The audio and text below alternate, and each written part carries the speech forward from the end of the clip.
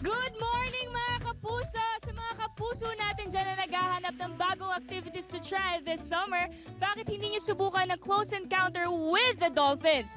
Siyempre, nandito pa rin kami ngayon sa isang marine theme park dito sa Subic at kasama natin ang mga one-up boys na sina Jay, Prince, and Kevin! Let's go! Ayan na nga oh, parang nag-race lang ah! Nice!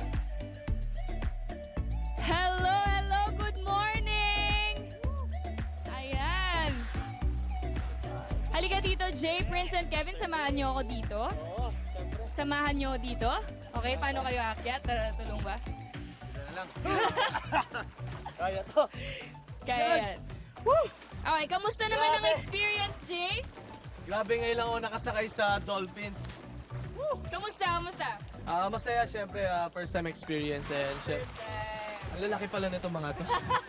Okay, Kevin, kamusta naman ang experience mo? Kasing laki ko pala yung mga dolphin. First time ko, yay! Si Prince. Ikaw, kamusta? Grabe, sobrang enjoy. Sana pwedeng ulit-ulitin. Ulit-ulitin. Sana pwedeng iuwi sa bahay itong mga to. Hindi pwede. Okay, bago ang lahat, I'd like you to meet my new friends na sina Enzo, Nala, Hallie, V, and Kira. Dito sa theme park na to, may dalawang klaseng dolphins sila na inaalagaan. Ito yung bottlenose dolphins at ang pan-tropical spotted dolphins. Yan, ang bottlenose dolphins, ito yung hugis bilog, yung kanilang mga nguso, nakahugis din ng bunganga ng bottle. Ang spotted dolphins naman, syempre may mga spot lang yung skin nila. Yan. Skin ba tawag yun or ano? Spotted nga eh. Okay. At syempre, yung haba ng isang average dolphin is 3 meters at saka yung kanilang weight ay 200 to 250 kilograms. Yan na. At syempre, silang lahat ay nag-train ng 2 to 3 months para lumangoy kasama ang mga tao. At syempre, Mga trainers sila. Iba't ibang behaviors na yes, pinapakita. may ibang mga Okay. behaviors or mga tricks na ginagawa nila. Yes. Speaking of behaviors, makakasama natin ngayon dito si Sir Renz Heruela, isa sa mga dolphin trainers dito sa theme park na ito. Yan, si Sir, Renz. ayan. Sir, may question lang ako sa'yo. Gaano ba katagal silang tinuturuan or bago sila makasunod? Ang depende kasi sa response ng animal, approximately 1 to 3 months. 1 to 3 months. Ganun katagal. Depende pa yun sa behavior nila and mood nila. Ano bang mga tricks ang kaya nilang gawin? Okay, flip. Wow! Yun! Grabe, no? Ginagamit nila yan pang charm. Nakita niyo ba yun? Ano pa? Ano bang tricks ang kaya nilang gawin? Spin. Bingo, guys! Go! Kaya rin ni Kevin yan. Kevin, ikaw naman! Si Kevin naman. Nice! Wow. Sige, ako naman. Yung breach. Kamusta naman yung breach? Okay, triple bridge. Wow!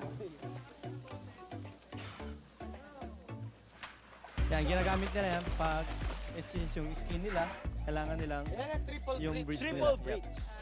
Wow! So, hindi lang dito nagtatapos yung mga tricks na ginagawa nila. Possible din na hanggang doon umaabot yung ginagawa nila. Ganon katalino yung mga dolphins natin. Okay, paano naman yung vocals? Okay, vocals. Yan. Napaka-cute! Parang kumakanta. Okay, paano? Ganon. Okay. Parang nainggit ako sa ginagawa ni Sir. Parang gusto ko na rin maging trainer for a day. Pwede ba yun? Okay, sige. Gumawa na lang tayo ng challenge. Magkakampi kami ni Prince, kayo naman, Kevin and Jay, kung sino ang unang makakapagpasunod sa mga dolphins, yun naman nanalo. Game? Okay. Oh, sige. Game.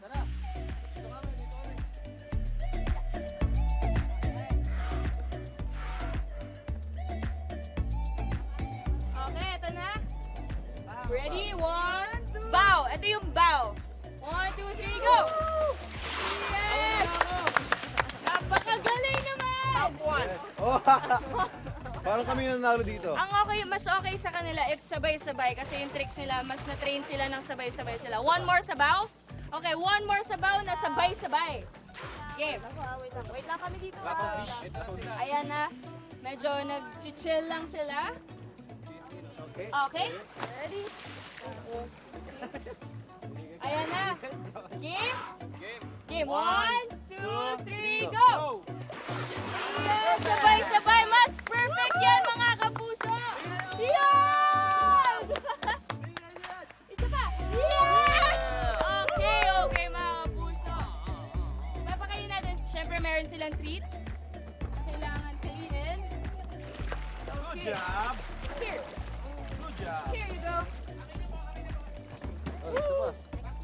Okay, back to studio, mga kapuso. Thank you!